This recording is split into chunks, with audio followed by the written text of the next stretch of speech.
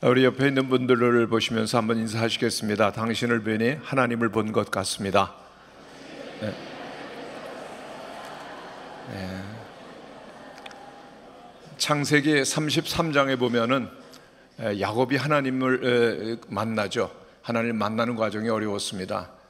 참 자기 고집과 욕심이 많았던 야곱이 그 하나님과 사생결단을 하고 기도하는 가운데 환도뼈를 맞고 절개됩니다. 자기를 다 내려놓고 원수처럼 여겨졌던 그 형님 에서를 만나는데 그가 은혜가 가득해서 형님을 보니까 형님을 얼싸안고 화해하면서 그때 고백한 것이 형님의 얼굴을 보니 하나님의 얼굴을 본 것 같습니다 그랬어요. 정말 우리의 모든 것들을 다 내려놓고 하나님의 은혜와 하나님의 임재로 가득하면은 함께하는 분들을 볼 때 하나님을 본 것 같은 은혜가 우리에게 임할 줄로 믿습니다. 오늘 이곳에 계신 성도님들을 뵈니 하나님의 얼굴을 뵌 것 같습니다. 그냥 끝날 겁니까 여러분?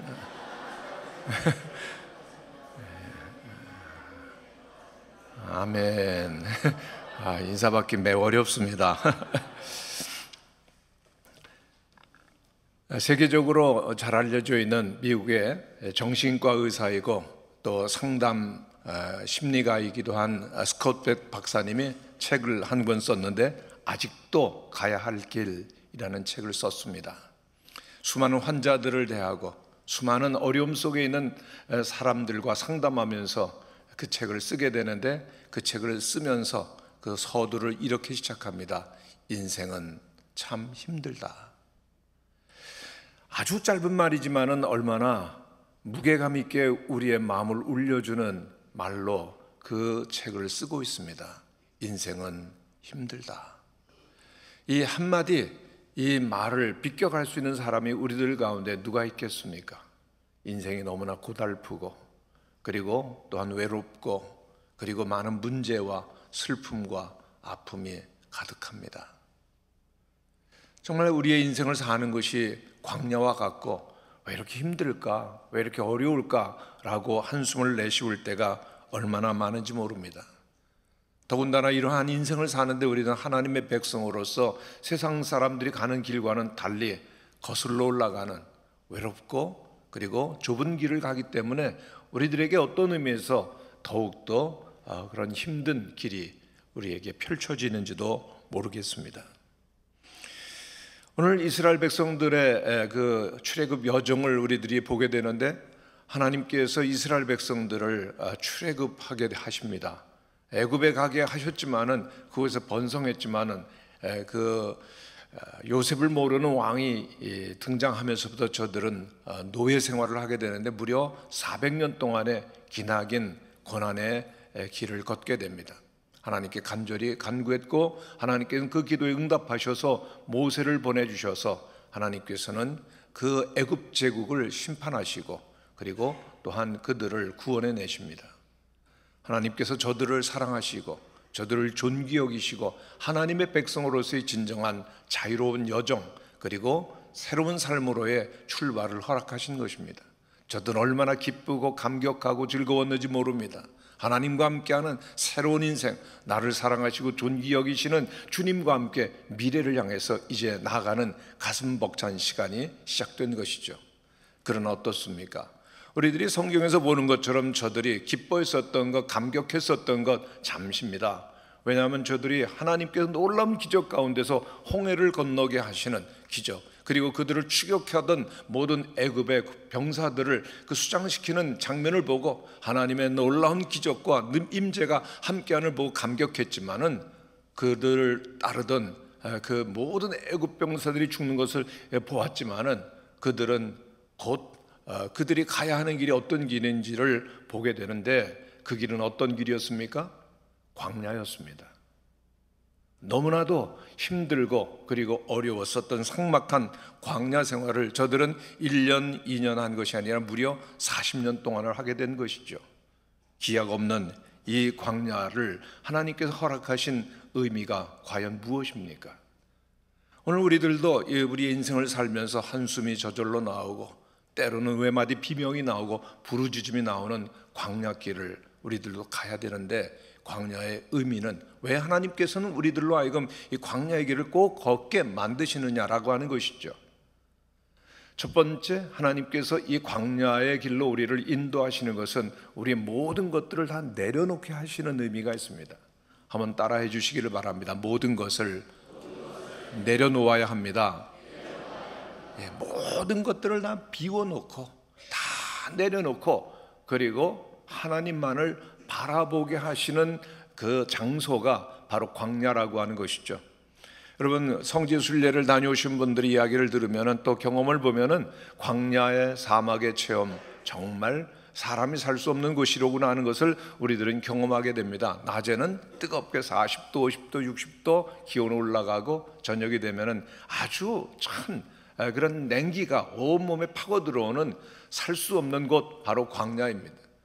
그런가 하면 길도 없지요. 그리고 마실 물도 없지요. 그리고 먹을 양식을 구할 길도 없지요. 그리고 또한 광야에는 아주 독을 가지고 있는 뱀도 있고, 그리고 전갈도 있고, 맹수도 있고, 사람이 살 수 없는 위험한 곳, 험한 곳, 어려운 곳, 광야인 것입니다. 참으로 아무것도 할 수가 없습니다. 위험하고, 그리고 힘들고 외로운 곳입니다. 그러나 그토록 힘들고 어렵기 때문에 한 가지 딱 할 수 있는 것이 있는데 뭘까요? 그것은 아무것도 할 수 없을 때 비로소 우리들은 누구를 보죠? 하나님을 보는 것입니다. 사방을 둘러도 아무도 도와줄 수가 없는 겁니다. 나를 보아도 정말 이 어려운 환경을 헤쳐나갈 수 있는 능력도 힘도 없을 때 비로소 우리들은 우리의 모든 교만을 꺾고, 우리 자신을 내려놓고, 그리고 주님을 바라보는 것입니다. 그러기에 광야는 축복입니다.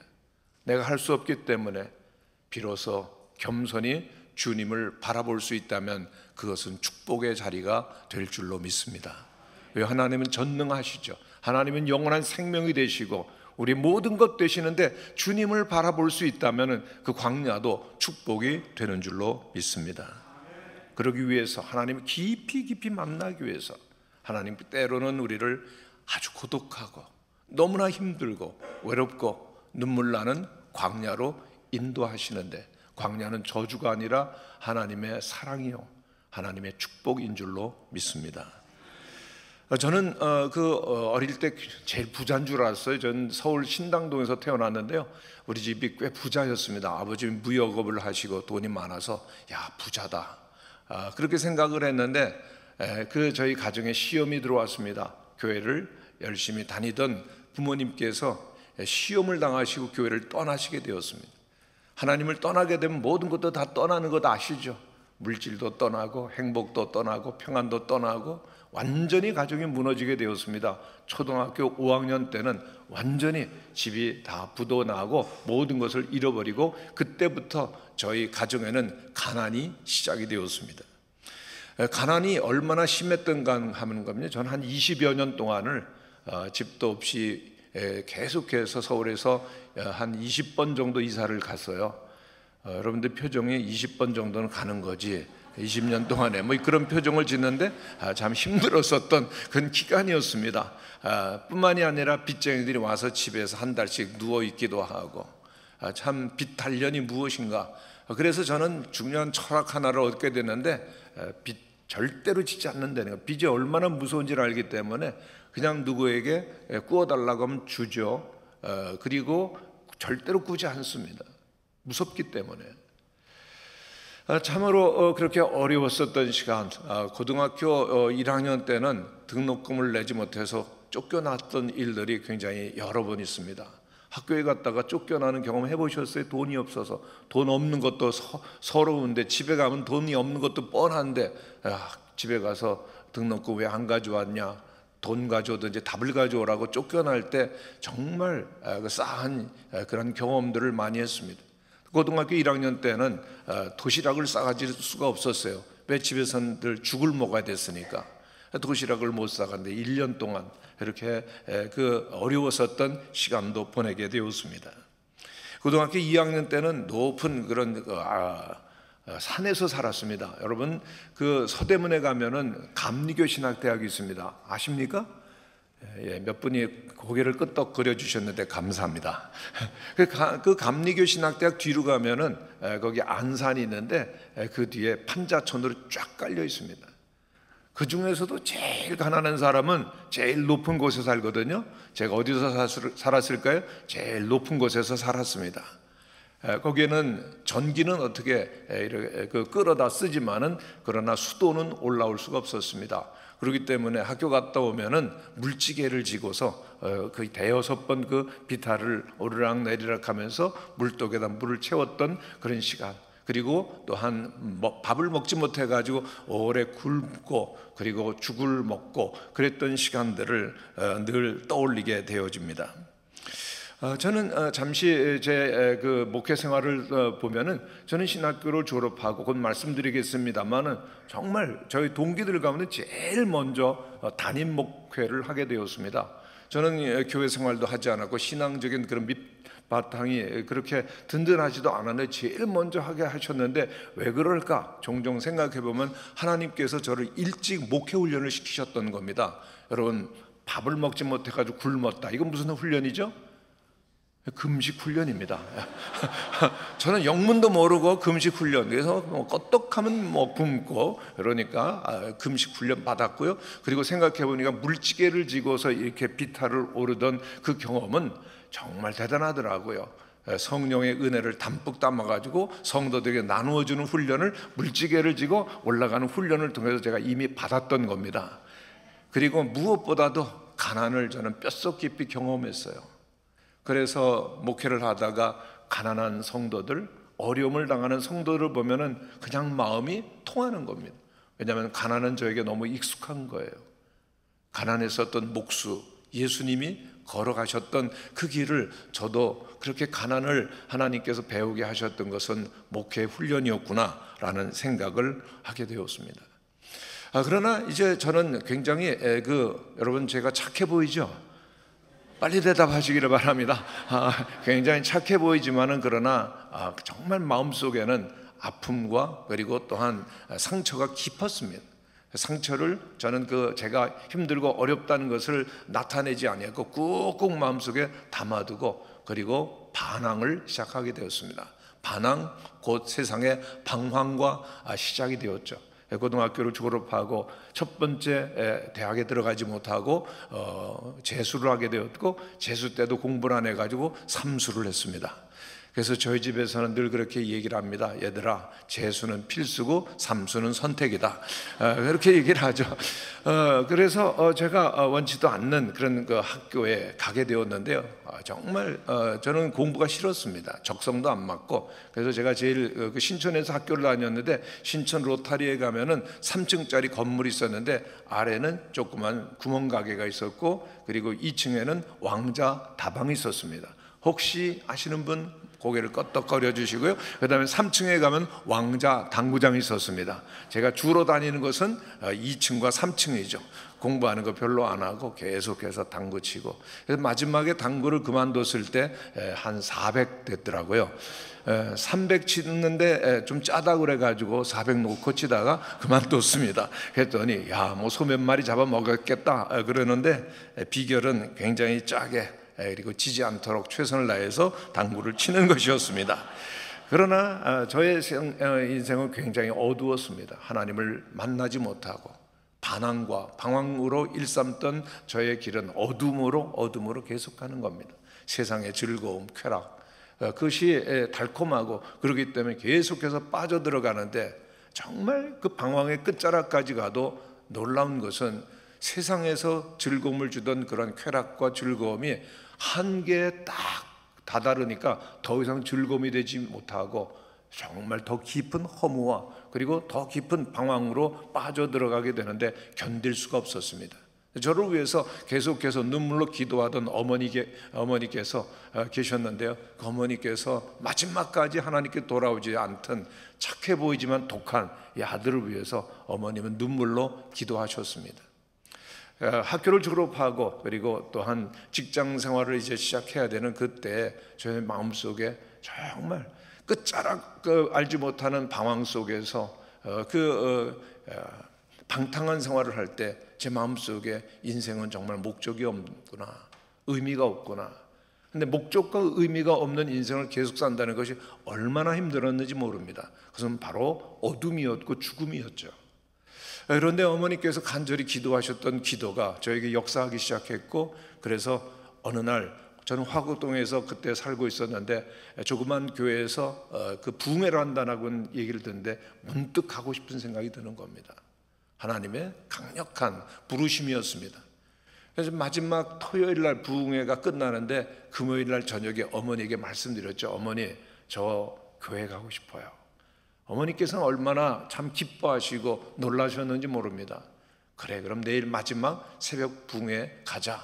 그리고 이제 어머니와 함께 교회를 가기로 약속했지만은 저의 마음속에는 너무나도 그 어두웠었던 기억들, 그리고 죄악들이 가득했기 때문에 곧바로 교회를 가지 못하고, 그리고 그 저녁에 제 방에 어두움 컴컴한 데서 그 무릎을 꿇고 기도했었던 그 시간이 늘 기억이 납니다. 뜨거웠었던 눈물이 흐르고 모든 죄악들을 다 내려놓고 교회를 가기 시작했는데, 시작한 것은 어머니와 함께 새벽 기도를 가기 시작한 거예요.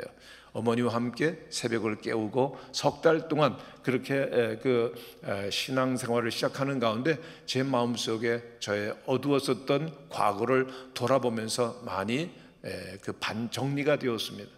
그러면서 끝없이 저를 위해서 살았던 인생, 아무런 목적도 의미도 없이 방황했던 인생 가운데 만족도 없고, 그리고 또한 거기에 진정한 생명이 없는 것을 깨닫고 정말 자기를 위해서, 근데 왜 그렇게 방황했느냐, 방탕했느냐 보니까 나를 즐겁게 하기 위한 겁니다. 나의 육신적인, 그리고 또한 본성적인 그러한 즐거움을 채우기 위해서 끝까지 가봤지만은 거기엔 만족이 없었거든요. 그렇기 때문에 나를 위해서 산다는 것은 의미가 없구나, 그렇게는 살 수가 없다. 그때 직장도 다 이제 확보가 됐었습니다만 더 이상 가고 싶은 마음이 없었어요. 그래서 정말 이대로 나를 위해서 사는 인생 더 이상 의미가 없다면 어떻게 살아야 될까? 그러면서 그럼 남을 위해서 살아봐야 되겠다라고 하는 생각이 들어서, 그러면은 어떻게 하면 남을 위해서 살까? 그래서 문득 신학교를 가고 싶은 생각이 들었습니다. 그래서 제가 신학교를 3년 이렇게 석 달 신앙생활하고 가게 되었습니다. 여러분 놀라지도 않으세요. 석 달 제가 교회 생활하고 신학교를 가게 되었습니다. 정말 갈 수 없는 상황이었지만은 그때 노회에서 찬반 투표를 했는데 찬성해 준 사람이 조금 더 많아가지고 가추천으로 그렇게 신학교에 가게 됐는데 얼마나 어려움이 많이 있었는지 모릅니다. 신학적으로, 신앙적으로 이렇게 정리가 안 된 상태 속에서 신학교에서 많이 그런 방황을 또다시 영적으로 해야 했었습니다. 그러나 참 즐거웠었던 것은 1학년 때입니다. 신학교 1학년 때.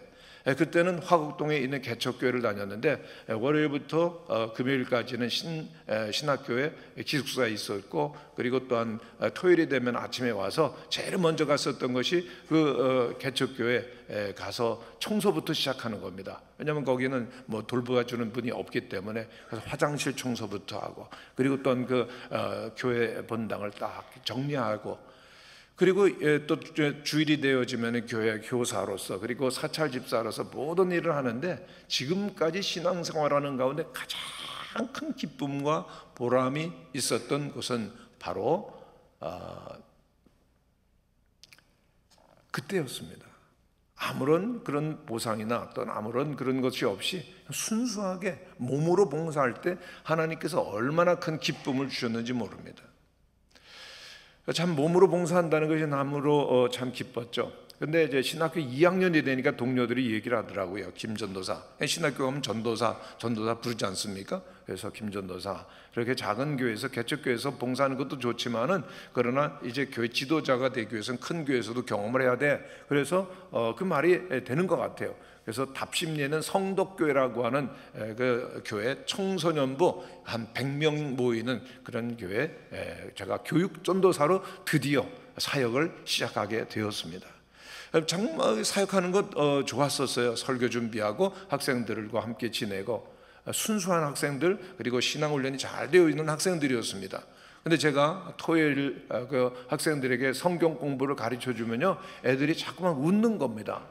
그래서 야, 얘네들이 나를 그렇게 좋아하는가 보다, 내가 그렇게 잘 가르치는가 보다. 그래서 나중에 물어봤습니다. 얘들아, 너희들은 왜 내가 가르쳐주면 자꾸만 웃냐 그랬더니 애들이 하는 얘기가 전도사님은 아는 게 너무나 없으세요 그러는 거예요. 제가 얘네들은요 완전히 모태신앙들이 대부분이거든요. 어릴 때부터 신앙적으로 성경적으로 잘 다듬어져 있는 애들한테 제가 가르치면은 밑바닥이 다 드러나거든요. 다 전도사님은 아는 게 없으세요. 그래도 얘네들이 저를 좋아했었던 겁니다. 전도사님 그리고 따르고 전 설교 준비하고 그렇게 사역을 하는데, 문제는 6월 달이 되었을 때부터였습니다. 그때부터 학교에서는 뭘 시작하죠? 여름 수련을 준비하는데, 문제는 제가 여름 수련을 한 번도 해보지 않았다는 겁니다. 그래가지고 어떻게 준비해야 될지 전혀 모르겠어요.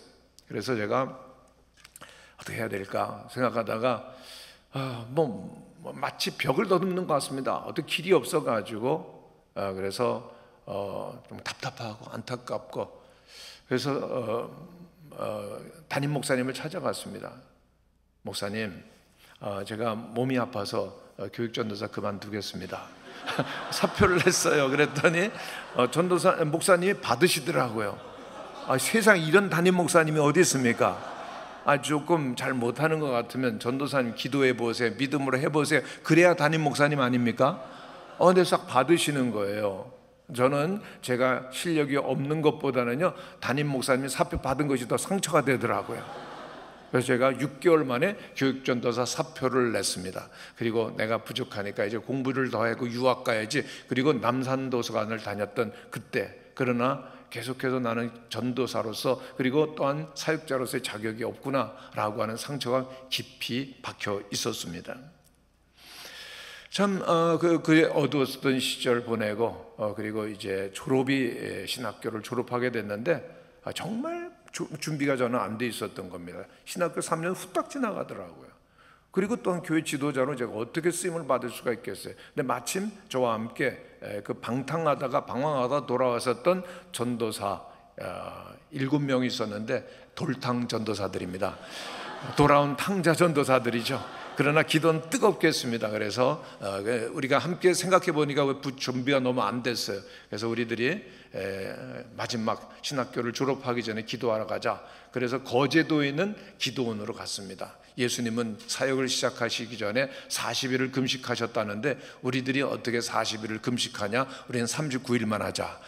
그리고 이제 가서 7명의 거제도의 기도원에 가서 기도를 시작하는데, 5명은 중도 탈락하고 LA에서 사역하던 미주 총회장을 지냈던 김인식 목사님과 마지막까지 39일을 하게 되는데, 그 김인식 목사님은 정말 고대 정치과를 나온 분인데 정말 열정적으로 기도하고 막 은사 체험도 하고 막 성령의 불을 받기도 하고 대단했었습니다.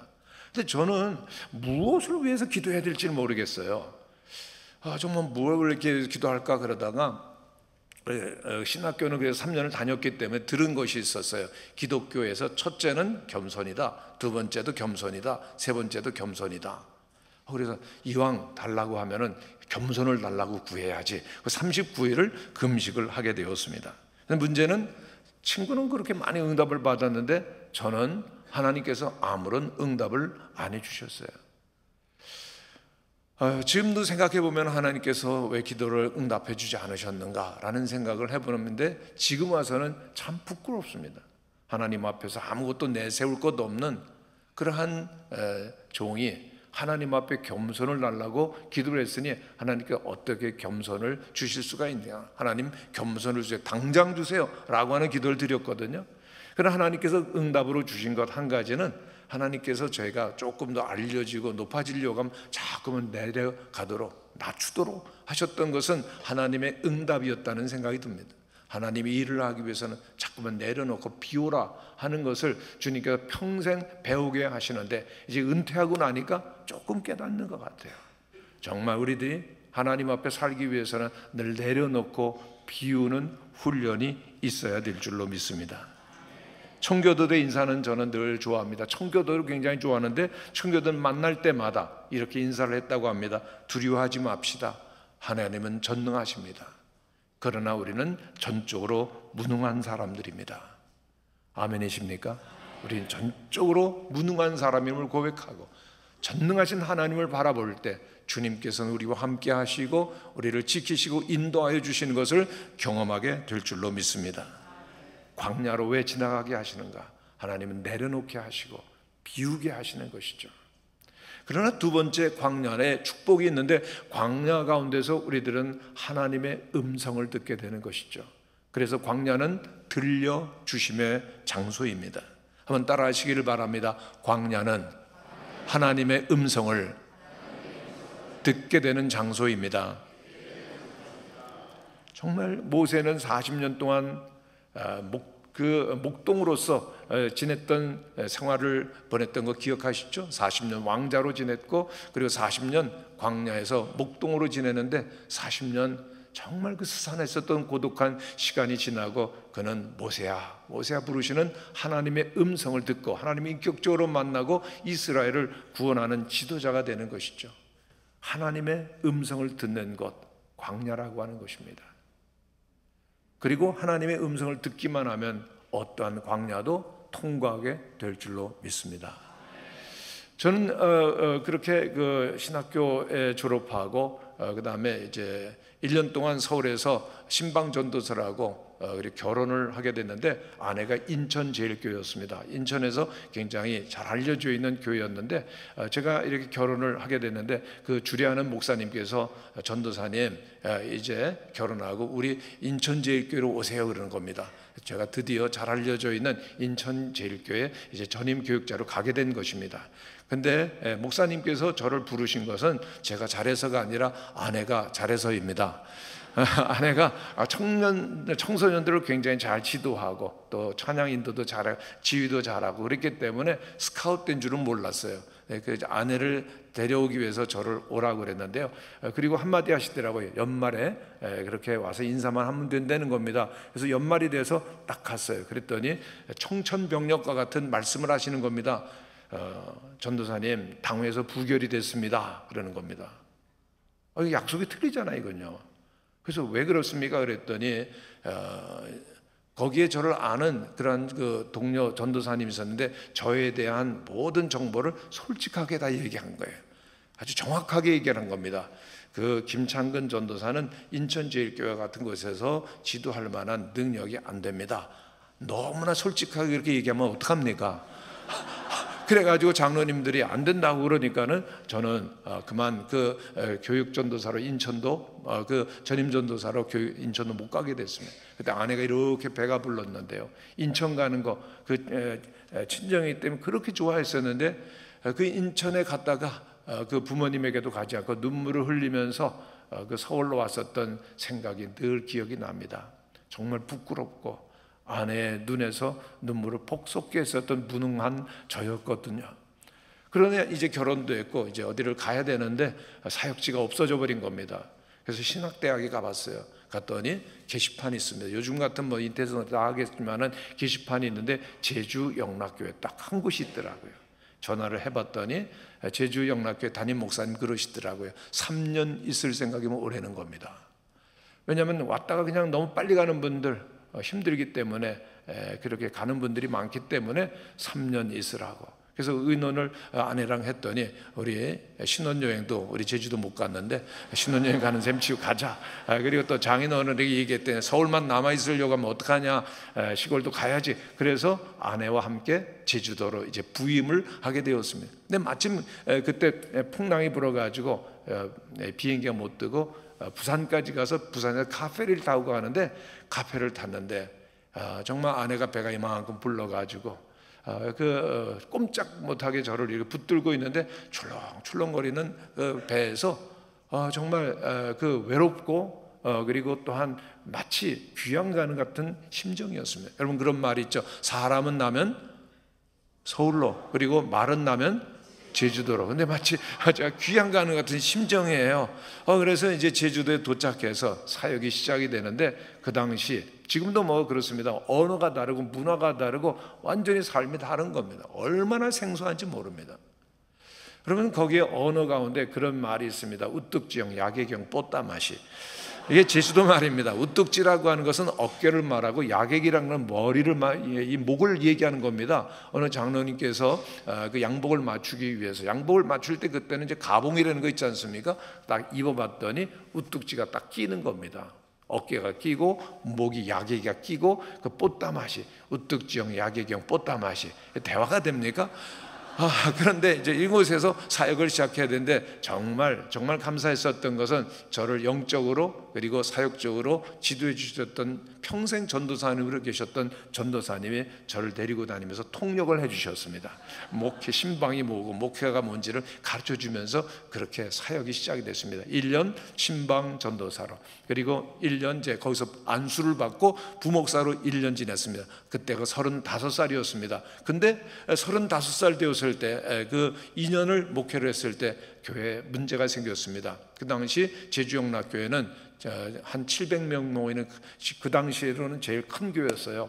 그런데 그리고 어린이들 한 300명, 한 1000명 모이는 그런 교회죠. 그런데 담임 목사님께서 육지로 가셨습니다. 참고로 제주도에 있는 분들은 육지에 사는 사람들을 육지것들 그럽니다. 왜냐하면 정말 순수한 분들이에요. 정말 육지에서 온 분들을 따뜻하게 돌아봐주고 마음을 줬는데 다 배신하고 떠나기 때문에 상처절이 있으셨던 것 같아요. 육지것들, 육지것이 와서 다시 육지것으로 가셨습니다. 그러니까는 갑자기 담임 목사님이 없어지신 거예요. 장로님들이 정말 여러 곳을 다니면서 이렇게 후임을 구하시다가 어느 날 저희가 오셔가지고 담임을 하라고 그러시더라고요. 그런데 제가 그 교육전도사도 하다가 사표를 낸 주제에 700명 모이는 교회, 장년만 모이는 교회 담임을 할 수가 있겠습니까? 그래서 저 못합니다. 저는 이제 그 3년 채우고 미국에 유학 갈 겁니다. 그랬거든요. 그랬더니 장로님들이 실망하시고 가시더라고요. 겸손이 아니었고 정말 저는 자신이 없었어요. 그런데 또 계속해서 그 후임을 구하러 다니시던 장로님께서 두 번째 오셔가지고 저더러 담임을 하지 않겠냐는 겁니다. 그때는 정말 하나님의 뜻이 혹시 있는지 모르겠다는 생각이 들어서 기도해 보겠습니다. 그리고 상담을 하고 그리고 기도를 해봤더니 많은 분들이 해보려는 겁니다. 그래서 제가 35살 때 700명 모이는 그 송년 1000명 그 교회 담임을 시작하게 됐는데, 담임이 되니까 많이 달라지더라고요. 교육자들과 그리고 또 사무직원들과 함께 쓰던 그 사무실에서 담임 목사님으로 가는데 방도 크더라고요. 책상도 크고요. 의자도 빙글빙글 돌아가는 회전 의자 딱 앉게 하는데 앉아서 회전 의자를 돌려보니까 잘 돌아가는 거예요. 근데 안 돌아가는 게 있었는데 뭐가 안 돌아갔을까요? 머리가 안 돌아가는 거예요. 그 교회를 어떻게 담임을 해야 되는지 모르겠는 거예요 도대체. 근데 그때 참 감격스러웠었던 것은 전임 목사님께서 교회를 짓기를 그렇게 소원하셨어요. 그리고 했는데 안 되고 가셨는데, 제가 담임이 시작되면서부터 교회를 건축하기 위한 준비, 땅을 사고 모든 준비들이 이상하게 탁탁 되니까 뭐 교회 분위기가 너무 행복한 겁니다. 그렇죠? 모든 일들이 잘 되니까는요. 그래서 그렇게 행복한데 어느 날 장로님들이 오셔가지고 우리 당회를 하는데 건축합시다 그러는 거예요. 저는 그때는 아무것도 모르니까 당회를 하면 장로님들이 뭐 합시다 그러면 아멘, 뭐 합시다 아멘. 그리고 이제 가면 되는 거거든요. 그런데 건축합시다 그러니까 아멘. 그 다음에 장로님 또 그러시는 겁니다. 이왕 우리들이 건축할 바에는 강남 이남에서 제일 큰 교회를 집시다 그런 거예요. 저는 뭐라 그랬을까요? 아멘 그랬죠. 그래서 건축이 시작이 되는데 제주시에서 가장 동쪽에 있는 언덕에 도살장이 있었습니다. 도살장에 누가 건축을 하겠어요? 저희 교회가 매입을 해서 그 언덕에 교회를 짓는데 2,500석 교회를 짓게 되었습니다. 놀라지도 않으시네요. 2,500석. 예. 조금 통합니다 저하고 이제. 그래서 교회를 짓기를 시작했는데 어마어마한 공사가 시작이 됐어요. 근데 그때 마침 서울 영락교회 그 목사님이 박조준 목사님이셨습니다. 참고로 서울 영락교회 교인들이 피난 때 세웠던 교회가 피난하면서 조그만 대구 영락교회를 세웠고, 그 다음에 또 피난민들이 부산 영락교회를 세웠고, 제주도에 와서 또 피난온 분들이 제주 영락교회를 세우게 되었어요. 그래서 어떤 그 정신적인 유대가 있었습니다. 어느 날 그 박조준 목사님께서 건축 현장에 오셨어요. 그래서 건축위원장님과 함께 쫙 그 현장을 보여드렸습니다. 저는 젊은 목사가 이렇게 큰 일을 한다, 그런 어떤 좀 자랑스러움도 있었던 것 같아요. 그런데 그 건축위원장님이 자리를 딱 비운 사이에 박조준 목사님 제 귀에 대고 이렇게 말씀하시는 겁니다. 목사 죽이려고 이렇게 크게 그러는 거예요. 그런데 저는 우리 선배 목사님께서, 어른께서 정말 시기를 하시나 뭐 시샘을 하시나 그랬는데, 여러분 저를 따라해 주시기를 바랍니다. 선배님의 말씀은 언제나 진리입니다. 정말 그 경험과 경륜이 많으신 우리 선배님의 말씀은 저에게 꼭 필요한 말씀이었던 겁니다. 그게 무슨 말인지 몰랐는데요, 입당을 하고 나니까 알겠더라고요. 그때 교인이 몇 명이라고 그랬죠? 어른 700명. 그런데 성전은 2,500성. 근데 장로님이 그러시더라고요. 입당을 해서 정말 기쁨으로 이제 입당을 하게 되었는데, 그래도 1부, 2부 예배는 드려야 됩니다, 그러는 거예요. 그래서 700명 교인들 딱 나누고 2,500석 교회에 들어갔더니 무슨 일이 생겼을까요? 성도들은 너무나 행복하고 즐거워했습니다만 강단에 딱 서면은요, 빈자리만 보이는 겁니다. 그게 한두 주죠. 계속 되어지니까 제 마음속에 마음이 허전하고 뭐가 구멍이 뻥 뚫리는 것 같아요. 그러면서 점점 그 채워지지 않는 공간이 저에게 문제로 닿으면서 그런 깨달음이 왔습니다. 이래서 우리 선배님들이 큰 일을 하고 교회를 건축하고 어려움을 당하시거나 또는 교회를 나가시는 일도 생겼구나. 근데 제 문제가 된 거거든요. 해결할 길이 없었습니다. 어떡하지? 어떻게 이 문제를 해결하지? 특별히 제주도는 미신이 강한 곳이고 또 섬이고 전도가 안 되고 힘든 곳인데 어떡하지? 교회를 비울 수도 없고 떠날 수도 없고. 그래서 아내에게 얘기를 했습니다. 나 기도해야 되겠다고. 그랬더니 아내가 너무 좋아하더라고요. 기도해라. 당신 기도해야지, 안 하면 되겠냐? 그래서 제가 근데 무슨 기도를 하겠냐 그래서 나 40일 금식 기도하겠다 그랬어요. 그랬더니 펄쩍 뛰더라고요. 40일 철야를 하면 안 되겠냐? 철야 가지고는 잘 해결이 될 것 같지 않아요. 금식하겠다. 그래서 아내를 설득하고 당회를 열었습니다. 제가 40일 금식 기도하겠습니다. 장로님들의 얼굴이 굳어지시더라고요. 한 장로님께서 저를 사랑하셨는데 이렇게 말씀하시더라고요. 어떤 목사님은 금식하다가 미쳐버리셨고요, 어떤 목사님은 40일 금식하고 마치셨는데 떡 한 덩어리 드셨는데 목에 걸려서 돌아가셨답니다. 얼마나 겁이 나는지요. 그래도 장로님들께 말씀드렸기 때문에 어쩔 수 없이 금식을 시작하게 되었습니다. 근데 마침 교회를 비울 수가 없었어요. 그래서 새로 지어진 교회당의 제 사무실에서 금식을 시작하게 되었습니다. 그때까지는 그 제주 시내로부터 그 교회가 멀리 떨어져 있었기 때문에 새벽기도 나오는 게 너무 어려웠어요. 그런데 젊은 목사가 아무것도 모르는 것 잘 교인들도 알거든요. 교인들이 눈치가 얼마나 빠른데, 그렇죠? 젊은 목사가 참 아무것도 모르는데 금식하며 기도하겠다고 하니까 정말 성도들이 함께 기도 운동이 시작됐습니다. 버스를 타고 막 그 끝까지 와서 기도하던 자리에 꽉 차고 기도 운동이 시작이 된 거예요. 또한 우리 권사님들께서는요, 저와 함께 조를 짜가지고 같이 금식해 주시는 거예요.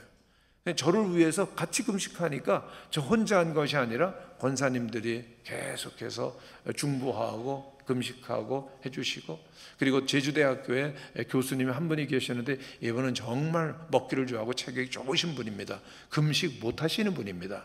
동반 금식을 했는데 하루 금식하고 너무 힘들어가지고 쉬시고 또 하루 금식하시되 그 다음엔 절대로 금식을 못 하셨어요. 그런 금식의 후원을 받으면서 저는 금식을 하게 되었는데, 새벽기도에 제가 인도하고 또 베델 성경 공부라고 하는 게 있었는데 30일까지 인도를 하고 주일날 설교를 하고 그렇게 계속해서 금식을 하게 되었습니다. 그런데 25일째 되는 날 문제가 생겼습니다. 굉장히 몸이 약해지고 그렇게 그 힘이 없는 상태 속에서 그 제 사무실에서 잠을 자는데 새롭게 지어진 하수구에서 그 악취가 올라오는데 몸이 약하니 견디지를 못하는 겁니다. 밤에 일어나가지고 토하기를 시작하는데 다 토하는데 마침에 시퍼런 물이 나오기까지 토하는데 그대로 있다간 죽을 것 같아요. 그 밤에 짐을 싸가지고 집으로 갔습니다. 나머지 15일을 하게 되는데 가족들에게 너무 미안한 겁니다. 아빠가 먹지 못하니까 애들도 못 먹고 또 부모님을 모시고 있었는데 부모님도 같이 금식하시고 아내는 철야하고 그랬었던 그런 시간이 지나는데 30일이 지나니까 너무 어려웠습니다. 마치 온몸을 칼로 치는 것 같은 그런 통증이 시작되고, 그리고 죽음이 무엇인가 눈앞에 다가오는데 죽음의 약 한 5분의 4부까지는 간 것 같아요. 조금만 더 가면 죽겠더라고요. 그런데 하나님께서 마지막까지 기도를 마치게 하시고 금식을 끝냈을 때 온 성도들이 얼마나 감격하고 기뻐했는지 모릅니다. 근데 문제는요, 여러분, 이렇게 목회자가 40일을 금식하면 하나님께서 뭔가 능력을 주시던가 은사를 주시던가 은혜를 주시던가 응답을 하셔야 되겠죠? 그래야 안 그래요? 근데 하나님이 아무런 응답을 안 하시는 겁니다. 성도들은 금식 끝났다고 그렇게 행복하고 좋아했지만은 저는 마음이 썰렁했어요. 왜 하나님 아무런 응답을 안 하실까? 여기 내가 떠나야 되는가? 그런 생각을 하고 있는데 미국 덴버라고 하는 곳에서 그 목사님, 선배 목사님께서 이렇게 전화를 하셨어요. 듣자 하니까 유학을 하고 싶어 한다는데 덴버에 좋은 신학교 있고 내가 목회하던 교회 이제 교회도 잘 적고 난 은퇴해야 되는데 여기 와서 목회하면서 신학교도 공부해라. 하나님의 응답인 줄 알고 할렐루야 하고서는 이제 가기로 준비를 하고 있는데 그때 마침 부흥회가 있었습니다. 그 부흥회가 너무 은혜로웠어요. 근데 제주도에서는 부흥회를 하면은 3일을 하면은 목요일 날 아침까지 새벽까지 하는 겁니다. 왜냐하면은 수요일 날 새벽 그 저녁 집회를 해도 떠나실 수 없으니까 그 새벽까지 하는 겁니다. 마지막 목요일 날 새벽에 부흥회 때 말씀이 너무 은혜로웠습니다. 말씀하시고 그리고 다 이제 통성기도 합시다. 주여 주여 3번 기도하고 우리 통성기도 하는데 그때 제게 일이 생겼습니다. 갑자기 제가 어떤 깊은 곳으로 떨어지는 그러한 느낌을 받았어요. 한없이 떨어지는 겁니다. 그러다 갑자기 팍 터지는 것이 통곡이었어요. 저는 세상에 태어나서 그렇게 많이 그렇게 울어봤던 적이 없어요.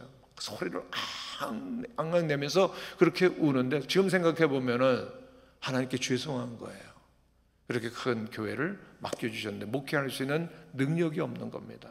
부족하고 연약한 저 자신을 생각하면서 그리고 하나님께 죄송함을 그리고 또한 모든 마음들이 다 터져 나오면서 통곡이 나왔던 것이죠. 30분 동안 우는데 그 자리에 제 아내가 있었습니다. 어떤 청년이 하도 울어제 껴서 눈 뜨고 봤더니 제 남편이 울고 있더랍니다. 근데 30분 그렇게 딱 그렇게 통곡을 하고 나니까 딱 끝이더라고요. 참 이상했어요. 딱 끝이에요.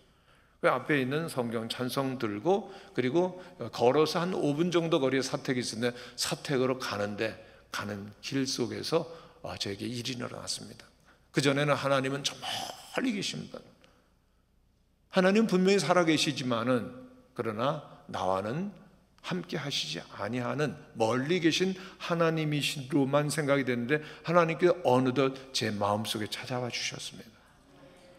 그리고 제 마음속에 무한한 평강과 그리고 기쁨이 막 솟아나는데 요한복음에 있는 말씀 정말 배에서 생수의 강이 터져 나오리라 라는 말씀처럼 막 기쁨이 터져 나오고 성령의 충만함이 무엇인지를 경험하게 되었습니다. 얼마나 기뻤던지요.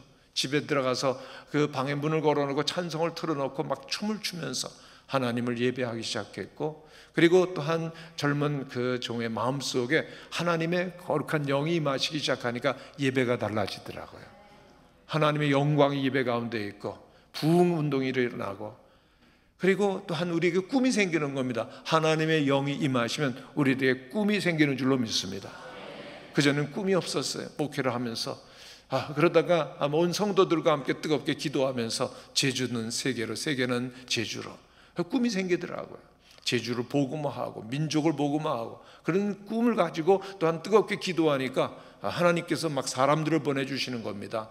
그 당시 그 하용조 목사님께서 온누리교회를 하면서 이 협력사역이라고 하는 것에서 지역에 있는 여러 교회들과 협력하는데 제1호로 제주영락교회 한 70여 명 성도들이 와서 같이 기도하고 그리고 또한 그 1:1 사역, 큐티 사역, 그리고 뭐 여러 가지 사역 통하고, 그리고 또한 그 여러 가지 부흥 운동들이 일어나는 경험을 하게 됐어요.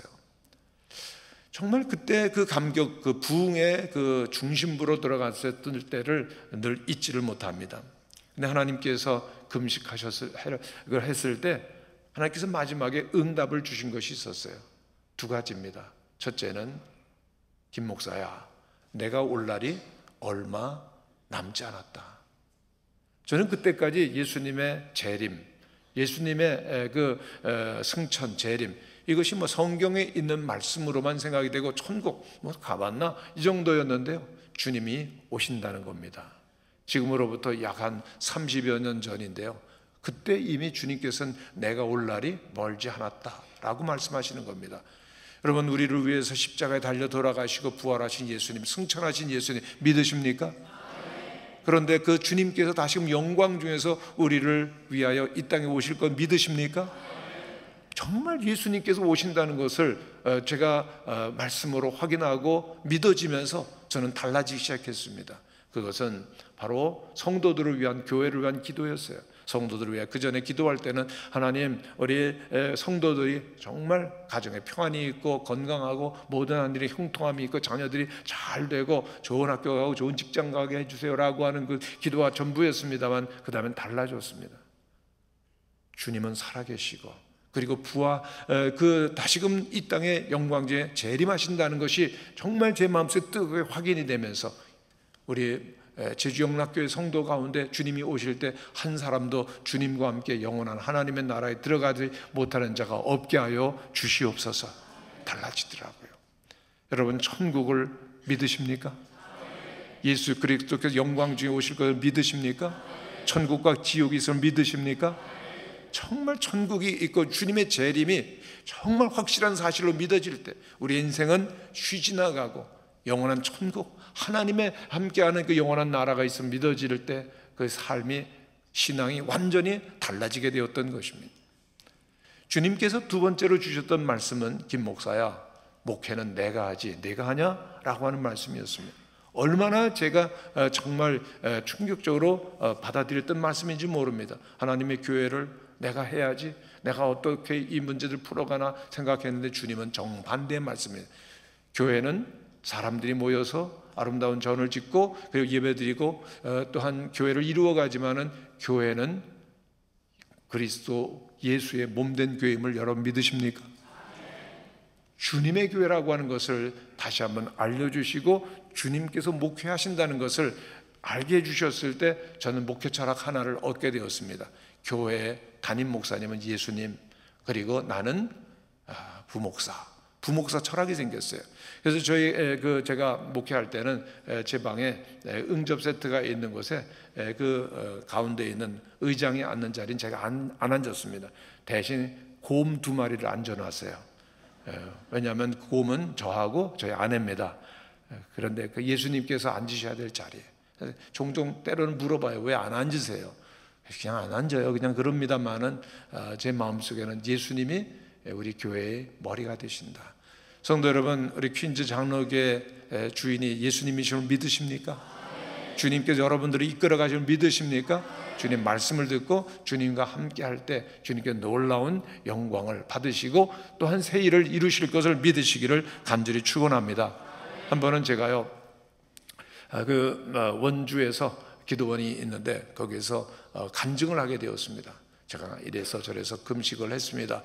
그리고 이제 점심 식사가 시작이 되어서 거기에 있었던 선교사님과 함께 식사의 자리를 향해서 가는데 그 차 안에서 그 전도사님, 그 선교사님 말씀하시는 겁니다. 목사님, 저도 금식했어요. 40일을 금식했습니다. 선교 현장이 어려워서요. 그래서 좀 반갑더라고요. 그러세요? 그래서 이제 대화를 하고, 근데 무슨 응답을 받으셨어요? 하나님 뭐라 그러셨어요? 그랬더니 그분이 웃으시면서 그렇게 말씀하시더라고요.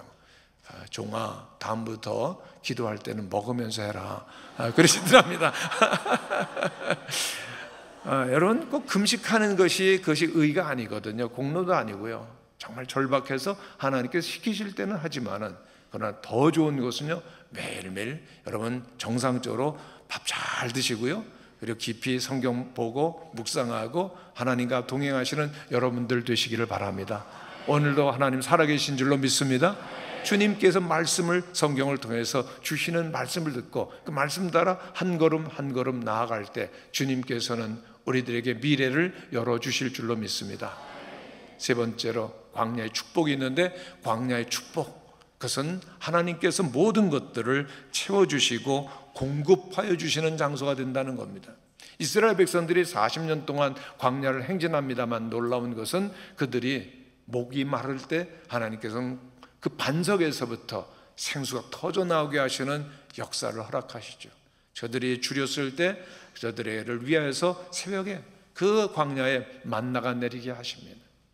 저들이 그 뜨거운 태양을 피할 수 있도록 낮에는 구름 기둥으로, 그리고 저녁에는 불 기둥으로 추위를 면할 수 있도록 늘 함께 하셨던 주님이십니다. 여러분, 성경에 이스라엘 백성들이 40년 동안 광야 생활하는 가운데 그들의 옷이 헤어졌다는 말씀 들어보셨어요? 있어요, 없어요? 신발이 헤어졌다는 말씀이 있습니까, 없습니까? 놀라운 기적으로 그리고 은혜로 저들을 인도하셨던 것이죠. 광야는 외롭고 힘들고 또한 여러 가지 많은 위험들이 있는 곳이지만, 그러나 주님은 늘 함께 하시며 인도하여 주시고 우리의 모든 필요를 공급하여 주시는 분이심을 믿는 성도들 되시기를 바랍니다. 주님과 함께라면 광야도 정말 대로와 같이 건널 수 있는 놀라운 모든 것들이 예비되어 있는 것들을 경험하게 될 것입니다. 제가 제주도에서 목회를 할 때 한 번은 교육부장으로 우리 목사님들과 장로님들의 영성을 훈련하기 위한 그런 그 사역들을 할 때 한 번은 강사님을 모셔 수련회를 하게 되었습니다. 그때 그 수련회 강사가 그 문선재 총장이셨습니다. 강원대 총장이셨어요. 좀 특별한 것은 그분은 총장이면서 목사님이셨어요. 목사님이면서 총장이셨던 그분이 오셔서 간증을 해주셨는데 그 간증을 잊을 수가 없는 겁니다. 이분은 그 원래 80년대 초에 그 운동권, 그런 그 개혁적인 그런 마인드를 가지고 있었던 분입니다. 교회를 다니고 있었고 집사님이셨지만 신앙보다는 정말 그 신앙의 이름으로, 기독교라고 하는 이름으로 사회를 개혁해 보겠다고 하는 진보적 사상을 가지고 있으셨습니다. 근데 80년대 초에 해직이 되셨습니다. 근데 그때 그 겨울은 너무나 추웠습니다. 영하 19도, 20도 뭐 기온이 떨어지는데 그 기관원들이 지켜보고 모든 차단되었기 때문에 그 뭐 음식도 끊어지고 연료도 끊어지고 방은 냉골이 돼가지고 어린 딸은 그 냉골을 기어다니다 완전히 손과 발에 동상이 걸려 벌겋게 고통스러워하는 그런 것이에요. 먹을 것도 없고 그런 가운데서 이 부부가 할 수 있었던 것은 아무것도 없었어요. 그들은 금식하기 시작했습니다. 그리고 성경을 함께 읽기 시작했습니다. 너무나 추웠기 때문에 성경에서 불자가 나오면 뻘겋게 줄을 치면서 조금이라도 따뜻한 마음이라도 품어보려고 그래서 성경을 읽어나가고 7끼를 금식하며 기도했을 때 친구 하나가 그 소고기 몇 근과 쌀 한 가마니를 가져왔습니다. 그러면 미안하다, 왜 진작에 연락하지 않았냐. 근데 그 쌀과 고기를 보면서 눈물이 나더래요. 왜냐하면 먹을 것 갖다 줘서라기보다는 하나님이 기도에 응답하여 주신다는 그 놀라운 사랑 때문에 눈물이 났다는 겁니다. 그리고 또 친구들이 전화를 하더래. 나오라. 그래서 나갔더니 음식을 사주면서 돈 20만 원을 줬고, 그 당시 굉장히 큰 돈이었습니다. 너무나도 미안하다, 몰랐다고. 그래서 그날 저녁에 들어왔는데 그 딸 애가 얼마나 그 동상이 심했는지 그렇게 그 손과 발이 부어가지고 고통스러워하는 모습을 보는데 그때 이 부부의 마음이 녹아버렸습니다. 하나님, 이 아이가 무슨 잘못이 있습니까? 왜 이렇게 큰 고통 가운데 우리 딸이 있게 하십니까? 그리고 그 딸을 위해서 처음으로 병이 낫기를 위해서 기도했습니다. 그리고 그 다음 날 아침이 되는 놀라운 일이 생겼어요. 그 아이의 손과 발이 예전처럼 보드랍게 회복이 된 겁니다. 기적이 일어난 겁니다. 하나님이 응답하셨습니다. 그때 문선재 총장은 책상을 탁 치면서 이렇게 얘기를 했답니다. 그렇다면 문제는 다르다. 뭐가 문제가 다르다? 하나님, 멀리 계신 분, 우리의 모든 상황과 문제 가운데 개입하지 아니하시는 멀리 계신 하나님 정도, 절대자 정도 개념의 그런 하나님으로만 생각했었는데, 하나님 살아계시고 인격적이시고 역사하시는 하나님, 그렇다면 문제는 다르다는 거죠. 그 자리에 결단하고 장신대, 제가 다닌 신학교에 오셔서 신학을 공부하고 그리고 목사가 되셨습니다. 그런데 목사가 되고 나니까 그 다음에 학교에서 다시 복직이 되셨어요. 그래서 학교에 다시 교수 신분이 되었는데, 그때 학내 사태가 진보, 개혁, 보수 얼마나 문제가 많았는지 모르는데 학내 사태를 해결할 분이 없는 겁니다. 그래서 학교에서 그 문제를 해결할 사람을 찾아보니까 문선재 총장이거든요. 그래서 그 강원대 출신 아닌 사람을 최초로 총장이 되신 겁니다. 그리고 총장이 되셔서 이분이 하신 일은 계속해서 직원들과 기도하는 일, 신앙으로 그 교수님들과 직원들과 학교를 움직여 나갔었던 것이죠. 근데 그 간증을 하면서 그런 얘기를 하더라고요. 그때 그 의과대학을 유치하는 일을 위해서 그 직원들과 교수들이 40일을 한 끼씩 금식했다는 겁니다. 그때 저희들이 정말 이 말을 쳤습니다. 왜냐하면요, 원래 그 강원대로 의대가 가게 된 것은 제주도로 원래 오게 되어 있었던 거거든요. 제주도에서 모든 로비를 통해 가지고 능력 있는 그런 실력자들을 통해 다 로비를 해놓고 오게 되어 있었는데, 하나님께서는 로비한 사람 손 들어 주실까요? 기도한 사람 손 들어 주실까요?